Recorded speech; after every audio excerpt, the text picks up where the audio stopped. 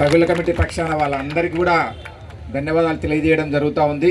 ఈరోజు జరిగినటువంటి ధర్నా అనంతరం సీఎండీకి వినతి పత్రం ఇవ్వడానికి వెళ్ళినామంటే అక్కడ ఏదో సమస్య పరిష్కారం అవుతుందని కాదు.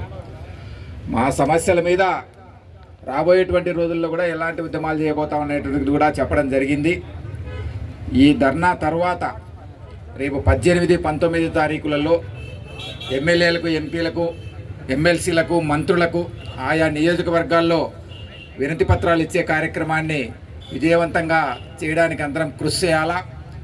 ఆ తర్వాత ఆగస్టు 10వ తారీఖున జరిగేటువంటి చెలో విజయవాడ కార్యక్రమం మీద విస్తృతమైనటువంటి ప్రచారాన్ని నిర్వహించడం ద్వారా వేలాది మంది కార్మికులను, ఉద్యోగులను విజయవాడకు తరలించడం ద్వారా మన యొక్క నిరసన, మన యొక్క వాణిని, మన యొక్క డిమాండ్లను ప్రభుత్వానికి గట్టిగా వినిపింపజేయడానికి, ఇదేదో స్ట్రగుల్ కమిటీ కార్యక్రమంగా చూడకుండా మొత్తం కార్మికుల సమస్యలను రిప్రజెంట్ చేయడానికి విజయవాడ కేంద్రం చేసుకుని మనం చేస్తున్నటువంటి పోరాటంలో పెద్ద ఎత్తున వేలాది మంది కార్మికులను పాల్గొనేటట్టు చేయడం ద్వారా మన డిమాండ్స్ను రాష్ట్ర ప్రభుత్వానికి, ఎందుకంటే రాష్ట్ర కేంద్రం కాబట్టి అది రాష్ట్ర ప్రభుత్వానికి, విద్యుత్ యాజమాన్యాలకు తెలియజేసేటట్టుగా విజయవాడ కార్యక్రమాన్ని మనం ఈ రోజు నుంచే టార్గెట్గా పెట్టుకుని ప్రతి ప్రాంతం నుంచి ఎక్కువ మందిని విజయవాడకు తీసుకురావడానికి మనం ప్రయత్నం చేయాలని చెప్పేసి తెలియజేస్తూ, ఈరోజు జరిగినటువంటి ఎస్పీడీసీఎల్ దగ్గర జరిగినటువంటి ధర్నాకు అన్ని జిల్లాల నుంచి, ఎస్పీడీసీఎల్ పరిధిలో ఉన్నటువంటి అన్ని జిల్లాల నుంచి పాల్గొన్నటువంటి ప్రతి ఒక్కరికి స్ట్రగుల్ కమిటీ పక్షాన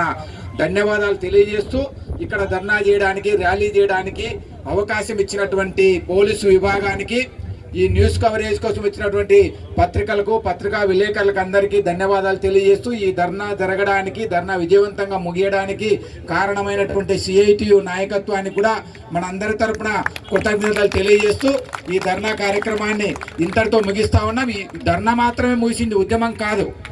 ఈరోజు జరిగినటువంటి ధర్నా మాత్రమే మనం ముగిస్తా ఉన్నాం. మన ఉద్యమాన్ని మరింత ఉధృతంగా కొనసాగించడానికి ఇక్కడ నుంచి మనం సన్నద్ధమై పోవాలని చెప్పేసి ఆగస్టు 10వ తారీఖున జరిగేటువంటి ధర్నాను మరింత పెద్ద ఎత్తున చెలో విజయవాడ కార్యక్రమం ఏ స్థాయిలో ఎలా చేయాలా ఏంటి అనేటువంటిది స్ట్రగుల్ కమిటీ నాయకత్వం మళ్ళీ కూర్చొని మాట్లాడి మీ అందరికీ తెలియజేస్తుంది.